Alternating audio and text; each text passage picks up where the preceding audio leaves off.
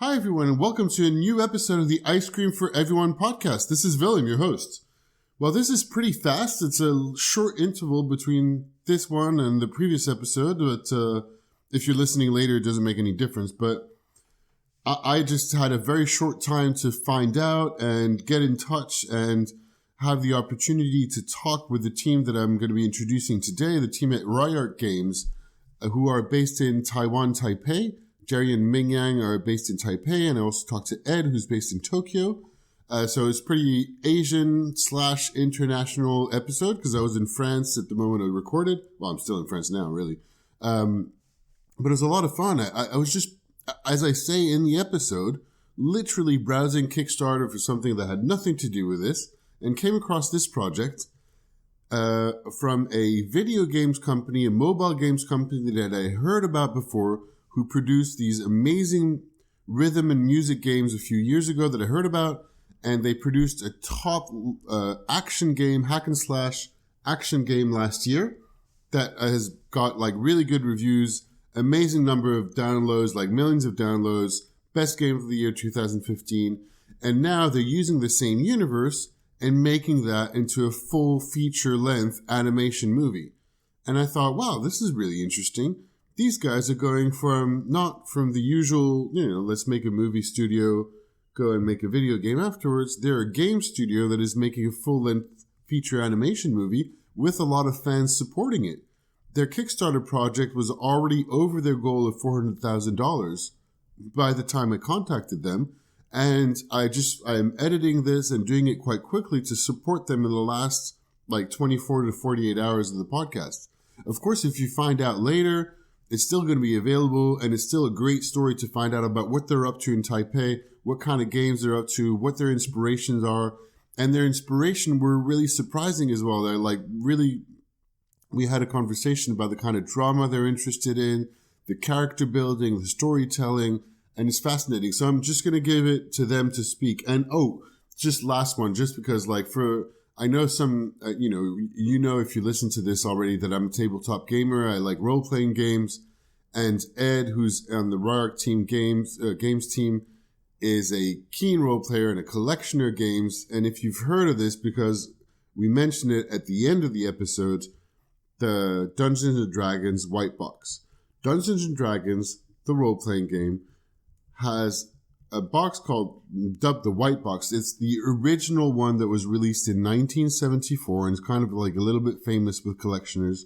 Subtitled, because I thought that was fantastic, so I'm just reading it. Dungeons and Dragons, rules for fantastic medieval war games, campaigns playable with paper and pencil and miniature figures by Gary Gygax and Anderson. But anyway, that's not the main topic of the whole thing at all. I'm such a geek, I wanted to mention that. We are really talking about Implosion Never Lose Hope, the video game that was published last year. And now this project, which is the full feature-length animation movie, which is Implosion Zero Day, which talks about the origins of the universe that they have created all together as an animation.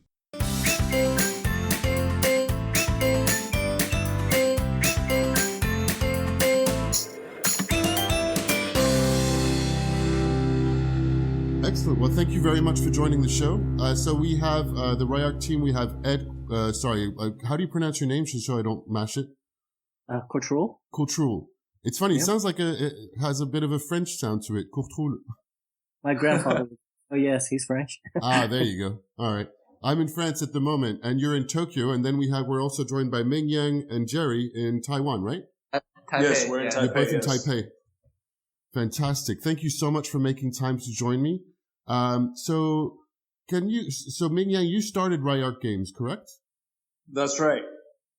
So can you tell us a little bit about Rayark and how it all started? Yeah, Rayark starts from 2011 September, and it's our fifth year now. It's 4 and 3 months now until now. And at first, we when we start off the Rayark, we have 15 people, and now we are more than 100. Wow. Yeah, and I think we are very lucky that we got very good members, good programmers, good artists, and most of players know us is from the first 2 years the multi game, like status demo. Mm-hmm. But when we start the company, we do a big project we call Implosion. The Implosion game is the first project we do, but we released last year, so it takes three more years to make. So you're working on the Implosion game for over 3 years then? Yes. Wow. And the goal is we want to bring the console experience to bring to mobile device. Mm. And we did it. And we got the best of game of year for several countries in the App Store, also Google Play. Congratulations. Yeah. Thank you. And for the Implosion, this IP, the game just tell a part of the story. The universe is very big, so we want to use a more powerful media like animation movie to tell the story. So that's what we want to do. Mm. Yeah, so we're in the last few days of a large Kickstarter crowdfunding project that you have going on to adapt the Implosion game, which is an action game in the first place, right? Yes. A bit like, I've seen it compared and I tried it and I thought about the same thing. So, you know, a little bit like a side-scrolling, I mean, like Devil May Cry maybe, or... Yeah, hack and slash game. Hack and slash, yeah. What kind of other inspirations did you have, like, in building the game?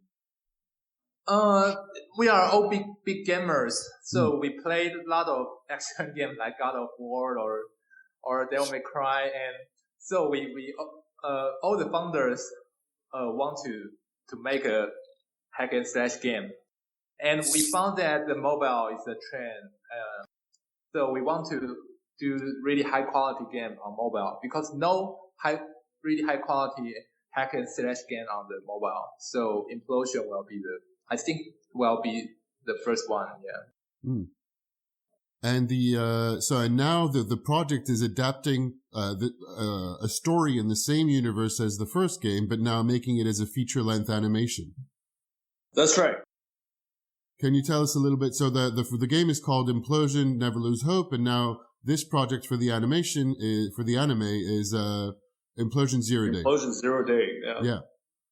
Tell us a little bit about the project and how that came about, because I was browsing Kickstarter, and that's how I got in touch with you in the first place. But I thought it was both really interesting that, number one, it's a gaming company in Taiwan, based in Taiwan, and, you know, Taiwan is not very known for their games, so that's interesting in the first place.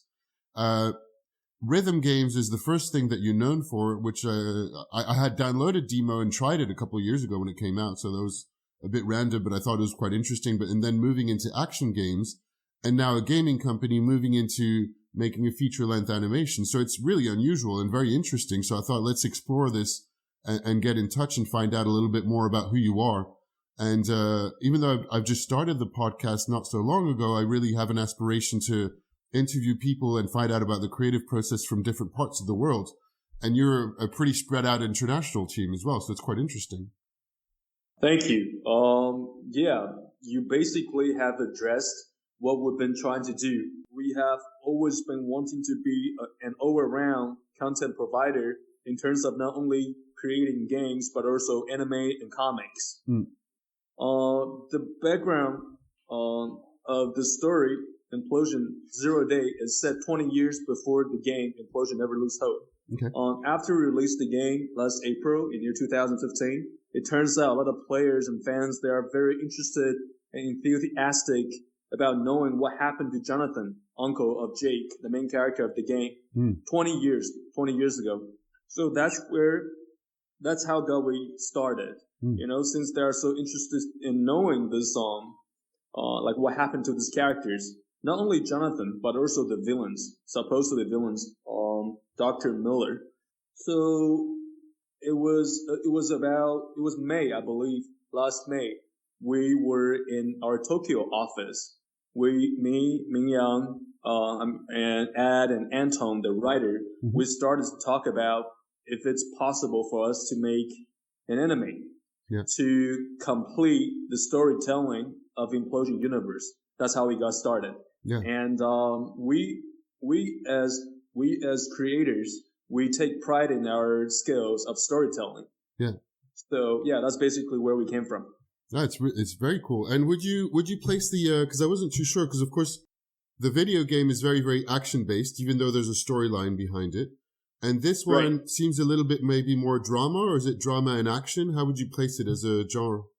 Well, we would say it's drama. Okay. Obviously, there will be action scenes. Sure. But we would like to emphasize more on the humane side of the characters. So we would address more on the characteristics of each of the characters, and also like how Earth was like before the invasion of Zada, the alienated creatures.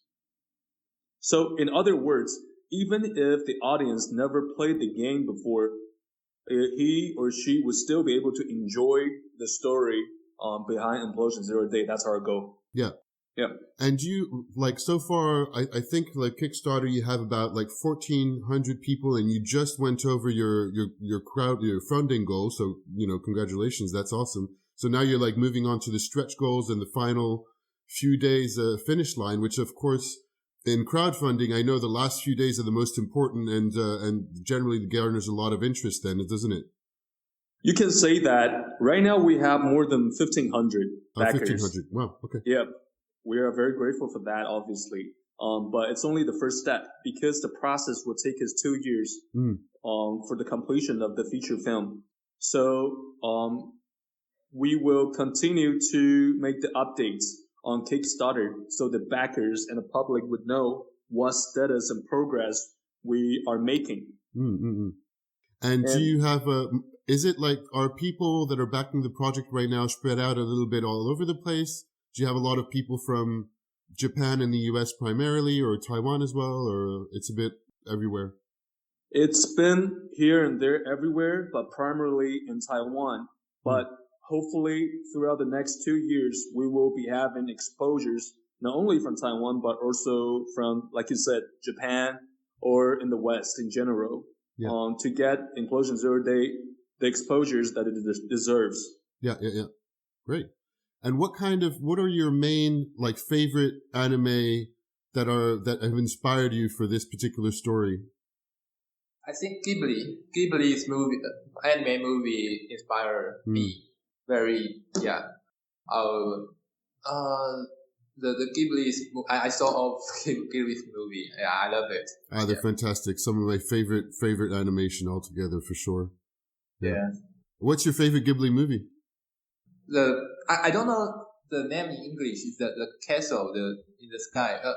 How's I think the name in English is House. It's either House Flying Castle or Castle in the Sky. I can't remember.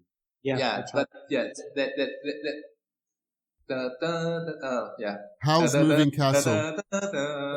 Yeah, this one. The one in English is House Moving Castle. Right. I haven't seen that one in a very long time. That's one of, I think, Spirited Away is one of my favorite one. The one with the little girl that sees ghosts. So that was Ming Yang. How about you, Jerry? Any main inspiration in anime or favorite ones? I'm also a big fan of Ghibli movie, but my favorite is a bit different. It's one of those early Ghibli productions. It's about the brother and the younger sister. I don't know the exact name of the movie in English. Totoro. No, it's not Totoro. It's about what happened in Japan post World War II. Oh yes, it's called that one is harrowing. Le Tombeau des Lucioles. I know the name in French. I think it's something like Tomb of the Fireflies, maybe. Yeah, of the Firefly. It could be. Yeah. Because I think the movie represents how... Grave of the Fireflies, that's the one. Yeah. I think so, yeah. Yes. It reflects how life was like in Japan, like maybe 60, 70 years ago.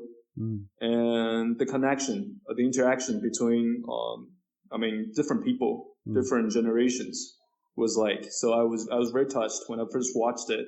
And after that, I watched it a few more times. Wow. Yeah. Okay, cool.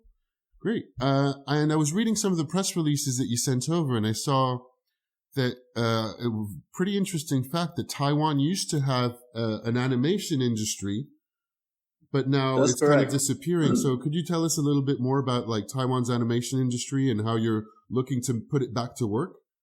Well, like you said from the very beginning of the interview, Taiwan is not well known as a creative Animation and game. Yeah, not for anime nor for games. Mm-hmm. So basically, one of the major reasons for the existence of Rayark is to create ourselves an identity for people over the world to know that there are actually good works, good productions from this place. Yeah, and like you said, there was an industry of animation in Taiwan, but mostly on outsourcing basis. It was a good 20 to 30 years, and Taiwan produced more than 100 Disney productions on outsourcing basis. But after the economy grew significantly in the 90s, production houses, powerhouses decided to place the orders elsewhere. So basically that forced companies or production houses to elsewhere as well, like Southeast Asia, Singapore, for example, Or China. or mainland China. Yeah. So that's the problem when you don't have a brand or you don't have a franchise of IPs. So that's another reason for us to create Implosion Zero Day, because obviously you need to create this value chain for your IP in terms of games, anime, comics, merchandise, etc. So that's our ambition behind this project. Yeah. And so obviously, I mean, everything is computer generated. So what's the kind of style of animation that you're planning on using? It seems to be there's a mix of different kinds of rendering in the trailer that I could see. Correct. The combination of 2D and 3D. Yeah, we want to do a perfect combination with hand-drawn 2D animation with the 3D rendering. Yeah. And the 3D rendering that I could see on the trailer is this. I don't know if it has a specific kind of name. It's the rendering that looks a little bit, how to say, cartoonish or paint-like. Yeah, we called it NPR, non-photorealistic rendering. Yeah, non-photorealistic rendering. Yes. Okay, cool. Fantastic. So there's going to be a mix of hand-drawn animation and some 3D animation. Is there a particular choice for the industry of what's chosen to be 3D? Is it like, more action scenes tend to be in 3D or fast animation or? Yeah, for the 3D, the advantages, the action can be more smoothly and the mech design can be more complex because hand-drawn. For hand-drawn animation, if there are too many particles or too many complex mech, it's hard to draw. So use 3D have many advantages. But for the character, if you are using hand-drawn character, their face, their emotion can be more better than 3D. So we want to take both advantage together. Okay. Speaking of which, William, do you mind if I ask for your opinion? No, go ahead. Like, assuming you have seen all the trailer animatics, also our concept art and character design. How do you feel about it? I thought it was quite compelling. I like the style of the design, and it's one of the reasons I got in touch with you. I like the storyline seems to be very interesting, even more so reading some of the press releases about this idea that you want to look at, or at least the story is going to be exploring how, a reflection of how we're basically kind of like destroying the earth that we live in. There seems to be some kind of like idea of a commentary on that in a future dystopian, not dystopian, sorry, but just kind of, it seems to be a little bit apocalyptic in nature. Right. One of the things, which was one of the questions I had earlier, was a little bit difficult to figure out if this was going to be very drama, but it seemed to be, or more of an action movie. So that was a little bit difficult to figure out, but the story seemed to be interesting to say. And part of the reason that it was kind of difficult to figure out is that the video game is totally hack and slash action. So I was kind of wondering if it was going to be like, a mecha robot fighting wars in the cartoon, which, you know, can be a lot of fun as well, or more this drama, which seems to be like what you really have in mind. Looking at the trailer, and this is probably because you're in preparation phase, it's a little bit difficult to say how fluid or what kind of style of animation is it's going to be, because while the trailer is not, it's mostly concept art, right? Or how do you call it? Because it's not. I don't think that what's in the trailer is going to be the final animation style, or is it? The design, yes, but the animation. Does that make sense? It does. Yeah. So that's what came to mind. I mean, and I got in touch with you guys straight away because I thought it seemed to be a really just interesting story altogether that deserved to be going in for, you know, further copied. And just as I was telling Ed before hitting the record button, I grew up in France, and in France in the 80s, France was the first importer of Japanese anime and manga. And we have a strong culture of graphic design, graphic novels in France and Belgium. And so I grew up with, Dragon Ball and Macross and loads of other, and, you know, loads of other anime, all the traditional ones. And it's something that I've always kept an interest in, both feature length movies and Ghibli, of course, as well. It's something, you know, all these I grew up with, and video games as well. And I thought, like, trying out the game was interesting. It seemed to be, it's going back to the traditional hack and slash, games that I used to play on a console when I was a kid and a teenager on the PlayStation and PlayStation 2. I saw a review that even it made them think of the old classic, Teenage Mutant Ninja Turtles that was on what was that on? It was on the NES, I think, wasn't it? So, I mean, that's a little bit older and the graphics of the video games are slightly different. But anyway, all that together I thought was a really interesting story. And as I said, it's like the video game studio moving into making feature-length movies and stories is just that I thought was quite fascinating. Yeah, and just on the side note, if you have played the game, we are going to release version 1.2. Okay. Which will make the game a bit more diversified, because we will be focused on the shooting part of the game. Okay. And by using the character of Jonathan in the latest update.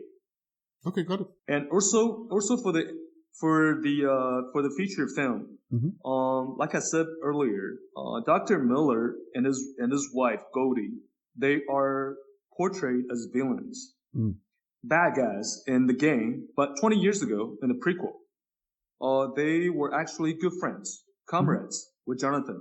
So what happened? What kind of conflicts they had? What kind of difficult situation that they ran into that made them turn out to be villain, almost monster type of characters in the game is something we would like to address, the drama part of the story. In short, we just want to make a good movie for the audience to enjoy. Yeah, of course. Absolutely. But of course, the action scenes will be the highlight of the movie as well. Yeah. Correct. Yeah. Correct. Yeah. What other strengths do you think you have that are maybe different from a traditional either anime or animation studio coming from a video games perspective? You know, I think just as indie film, indie animation, and when I say indie, I don't mean amateur, I mean like independent. Yeah. We're fortunate that, you know, it's going to be an independent film.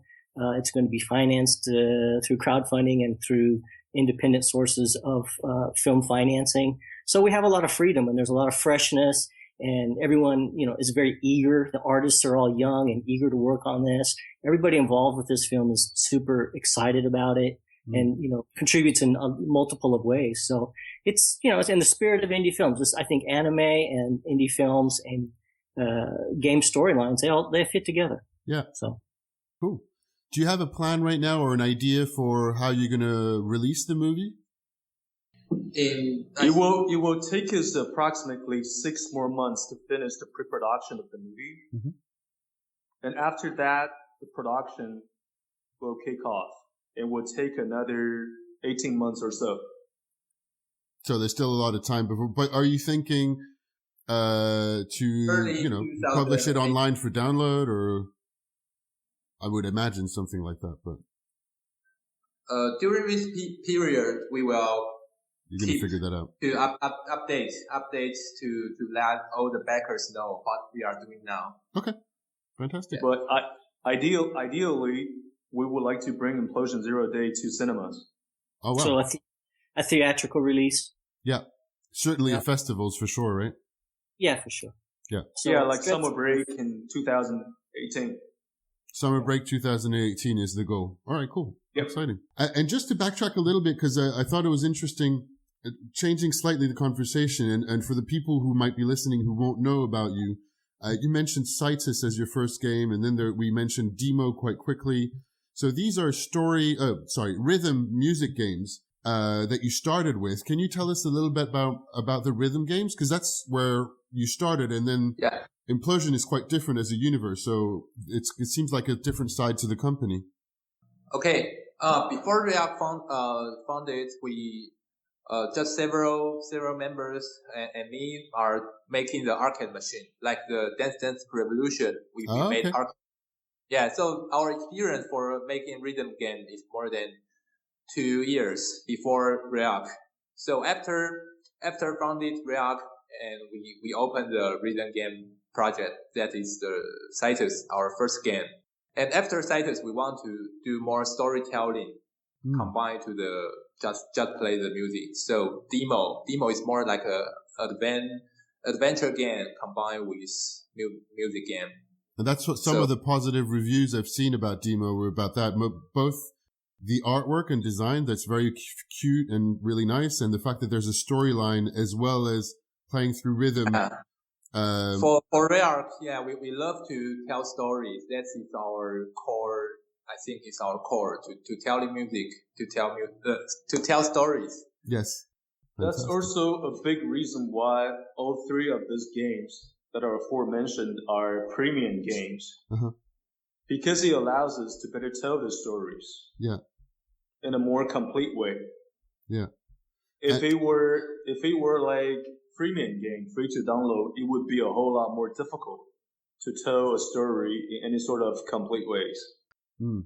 What other inspiration do you have in terms of creating, in terms of stories? Do you have any favorite movies, favorite books, favorite manga, graphic novels that led you into, both into games? Favorite games, I think, is probably an important one as well.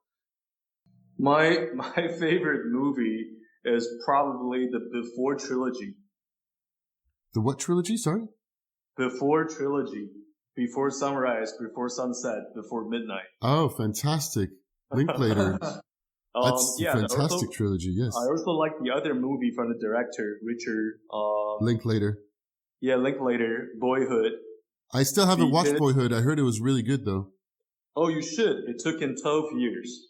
Yeah. Yeah, and in US, I think that you can only contract an actor or actress up to 7 years. So basically, there were at least 5 years, all these actors and actresses, they were not guaranteed by contracts. So it's very interesting. It's a very interesting experiment, by all means. And I think they put off very nicely. Wow. And both Before Trilogy and Boyhood talks about the concept and ideology of time, which is an interesting topic for me. How so? Well, it's real time, right? Mm-hmm. It took Ethan Hawke, it took Jude Delpy 20 years to make the Before Trilogy. Yeah. And it took them 12 years to make Boyhood. Yeah. So actors actually grew old. Actually, they would be facing different, situations in life. So that would reflect directly on their acting. Cool. So it's real. It's very down to earth. It gives you the weight of what life really is supposed to be. Yeah. So from my personal opinion, I think it would be fantastic if somehow we can bring the same sort of storytelling and weight to people or generally the audience or the players of our games. That would be fantastic from my point of view. Cool. And for me, I think Matrix, the first episode of Matrix, is one of my favorite movie. I love the concept for Matrix. And it gives me a lot of inspiration for design a different world. And also the Sixth Sense is one of my favorite movie. I love the storytelling way, like Sixth Sense, that audience know the truth in the end. It's quite a surprise for everyone. Do you like the surprise effect at the end of the movie? Yes, I love it. Cool. So like demo, in the end, we give a surprise for everyone. Yeah. Okay, good. All right, no spoilers, huh? Ed? Well, I'm going to age myself if I say this honestly, but for me, it would have to be Blade Runner, I would suppose. Ridley Scott. Yes. Blade Runner. Just the whole dystopian Blade Runner environment was pretty spellbinding when I was a kid. So yeah. Did you see the news a few days ago about it was like the creation date of the replicant from Blade Runner a few days ago? Did you see that thing? Oh no, actually I didn't. I can't remember the name of the actor off the top of my head right now, but the main kind of antagonist replicant from Blade Runner, there's an image that shows up in the movie at some point that says he was created on the 8th of January 2016 or something. Sure. Which is quite just a funny little piece of information. All right, cool. We'll usually finish with a few kind of cool down questions. I usually start with a warm-up question, but we just jump straight into it. This is the Ice Cream for Everyone podcast, so I usually ask if you like ice cream and if you have a favorite flavor. Okay.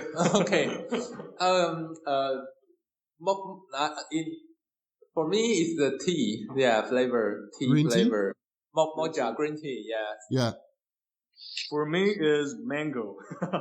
Mango's a good one. How about you? For me, Ben and Jerry's Chunky Monkey. Chunky Monkey. Oh, that's a brilliant one. I haven't had that in a very long time. Excellent. And what are usually like the really most popular styles of flavor in ice cream in Taiwan and Taipei? I think it's chocolate. Strawberry is very popular in Taiwan. Yeah. I think the most popular, probably the most famous ice cream in Taiwan is mango ice, because stores they will use real mango fruits on top of the ice and also syrup. Yeah. Oh yes, that's right. With the ice shavings and the fruit syrup and the fruit pits, right? That's right. How's it called? How does that called in? Mango ice. Mango ice. Yeah. Not the ice cream. Yeah. It's the shaved ice with the syrups and bits of fruit and like that. Yeah. Cool. Brilliant. Yeah, I've had that in Singapore and in different places as well. I'm also generally interested in tabletop games and role-playing games, and that's something I sometimes interview people in that kind of universe as well. Did you play any board games or tabletop role-playing games ever? Funny you should ask that question. Yeah. Yeah, Ed is an expert in that field. Yeah. So I started playing the original role-playing game a long time ago, about almost 40 years ago. Brilliant. So Dungeons and Dragons we're talking about, I expect. Yeah, an old white box set of Dungeons and Dragons. Yeah. Ah, the famous white box. The famous white box. And over the years, started other things, came back to role-playing games, and over the years amassed a massive collection of role-playing games. Not just Dungeons and Dragons, but a lot of Dungeons and Dragons stuff. Yeah. And it actually became such a huge huge collection that became quite a bit of trouble anyway. So I had to ship it off to Texas. But my collection is 2.5 tons. Really? Yeah. That's amazing. I've never heard a collection that was just stated in weight. Yeah, I know that because I had to pay to have it shipped by truck. Oh, wow. So did you have everything in Tokyo and shipped it back to the U.S.? I had it at my mom's place in California, but, it basically took up an entire apartment. So. Oh my God. Yeah. And I have friends in the collecting community for role-playing games and Dungeons and Dragons in particular. And one of the guys out in Texas has a big warehouse, and I said, look, I need to move this out there. He's been selling off parts of my collection over the last couple of years, but it's still pretty big. So that's why I know it really was 2.5 tons. So. Oh, wow. That's amazing. Yeah. It's small fortune too. So I'm sure it must be if you started accumulating from the very first editions of Dungeons and Dragons, you must have a lot of stuff. Yeah, I had a lot of really rare things that I thought, wow, these are really interesting. But if you're not kind of around it all the time and get to play with your collection, it's not so much fun. So No, of course. it's time to sort of thin it out and let other people enjoy it. Yeah. Do you still play? Oh yeah, I have a game group here in Tokyo, and we play whenever I can get a chance, every couple weeks. Yeah, cool. Do you play Dungeons and Dragons or something else? We play Dungeons and Dragons 5th edition now. Yeah. Yeah, I still haven't read the 5th edition. It's slightly embarrassing, but cool. That's fantastic. Brilliant. And how much inspiration do you draw, or what kind of inspiration do you draw from role-playing games into either other types of gaming or anime or your day-to-day job? Are you asking me? Yeah. But I don't know. Jerry and you might have played some role-playing games. I'm not so sure. They probably grew up in a generation where, it's more gaming means. Yeah, really, I haven't played D&D before, but when I was a student, I play Magic the Gathering. The card game. Yeah. Yeah, and also we play few board game now, like Every Thursday night is our board game night in office. Yeah. Guys will play role-playing games like Avalon. Yeah. Avalon, Yeah. like Modern Art or Dominion or And we would even play the escape game. Like, for example, the last escape game we played was on the cruise. Uh-huh. We were role-playing pirates. Oh, cool. And trying to find out what happened to the captain.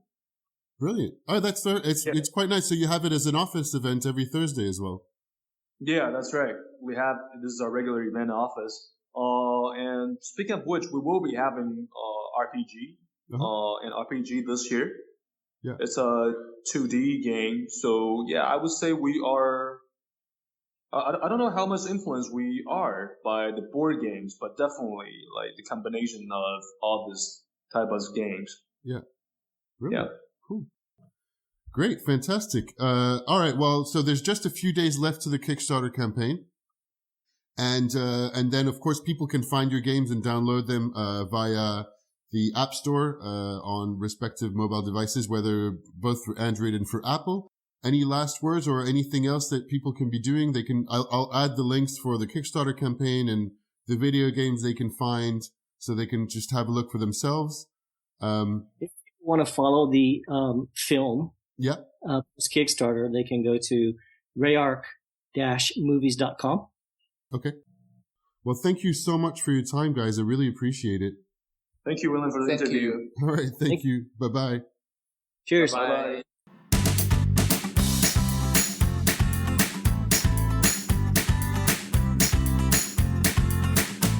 Well, that was our show. If you enjoyed it, don't forget you can subscribe to the show via iTunes, Stitcher. You can also find a lot of other ice cream goodies on the main website. So that's on icecreamforeveryone.net. Everything spelled out, icecreamforeveryone.net. And just look for the Ice Cream for Everyone podcast on iTunes or Stitcher. As I said, if you really like it, I didn't mention at the beginning, sorry to hang on to this, but it's true. Please, if you enjoyed it, leave it a rating, a review, or just tell a friend. Just quite simply, just send it over to a friend. In this case, support the guys at Rayark Games. Check out their video games and check out the feature-length animation movie and where it's at. I'm looking forward to it. You can also get in touch via Twitter. My handle on Twitter is @HippoWill. That's HIPPOWILL. Get in touch. You can find me on my website. Send me an email. Send me questions. Give me feedback about the podcast. I'm always happy to talk to new people. Thanks again for listening and talk to you soon. All right, bye.